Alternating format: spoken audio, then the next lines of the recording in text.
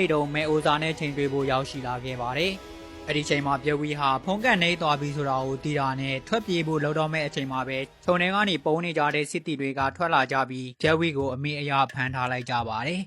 ။တက်မူကြီးကပြက်ဝီကိုမိထားပြီးဆိုတာနဲ့အခွင့်အရေးရတော့ပြက်ဝီကိုချက်ချင်းတက်ဖို့အတွက်စစ်တီတွေကိုအမိတ်ပေးလိုက်ပါတယ်။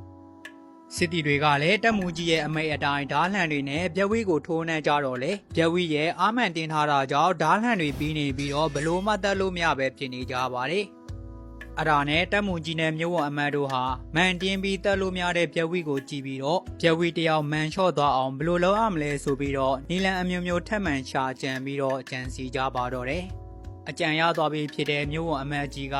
ဒီမှာပြက်ဝီမဲအိုဇာကမင်းကိုတကယ်ချစ်တာမဟုတ်ဘူးမင်းကိုတေးစီလိုတဲ့စိတ်နဲ့အခုလိုထောင်ဖမ်းနိုင်ဖို့အတွက်ချင်းဟန်ဆောင်တာဖြစ်တယ်။ငါလိုမျိုးဝန်မင်းရဲ့တမီတော်ကနစ်လိုဖုန်ကြီးကြောင်သားတိုင်းတစ်ပါးသားကိုချစ်နိုင်ပါတယ်လား။ဘာကိုမှန်တက်နေတာလဲဆိုပြီးတော့ပြောလိုက်ပါတယ်။အဲ့ဒီအခါမှာပြက်ဝီကကျုပ်မဲအိုဇာရဲ့အချစ်ကိုယုံတယ်။မဲအိုဇာကျုပ်ကိုမချစ်ဘူးဆိုတာလုံးဝမဖြစ်နိုင်ဘူး။မဲအိုဇာကျုပ်ကိုတကယ်တေးစီလိုတဲ့စိတ်ရှိတယ်ဆိုတာမှန်ရင်ကျုပ်ကိုနောက်ဆုံးအနေနဲ့ကွန်းတရာနဲ့ရေတမုတ်လာရောက်တိုက်ကြွေးမယ်ဆိုရင်ကျုပ်မန်ကိုချော့ပြီးအသေးခံလိုက်မယ်ဆိုပြီးတော့ပြောလိုက်ပါတယ်။အဲ့ဒါနဲ့အကြံပတ်ဆက်တဲ့တက်မွန်ကြီးနဲ့မျိုးဝအမတ်တို့ဟာမဲအိုဇာထံသွားကြပြီးတော့နီးပလီရဲတွေတုံးပြီးမဲအိုဇာအမှတ်မအောင်ပြောဆိုကြပါတယ်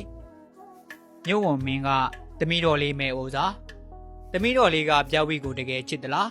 ပြဝီကိုတကယ်ချစ်တယ်ဆိုရင်အခုလိုပြဝီအပေါ်အထင်လွဲတာမျိုးတွေမဖြစ်ရအောင်ကန်ဆိုးခံညံတွေပျောက်သွားအောင်ရာရာရှိတဲ့အနေနဲ့ကွန်းတရာရေတမုံနဲ့ပြက်ဝီကိုတွားရောက်တိုက်ကြွေးရမယ်။အဲ့ဒါဆိုရင်သမီးတော်လေးနဲ့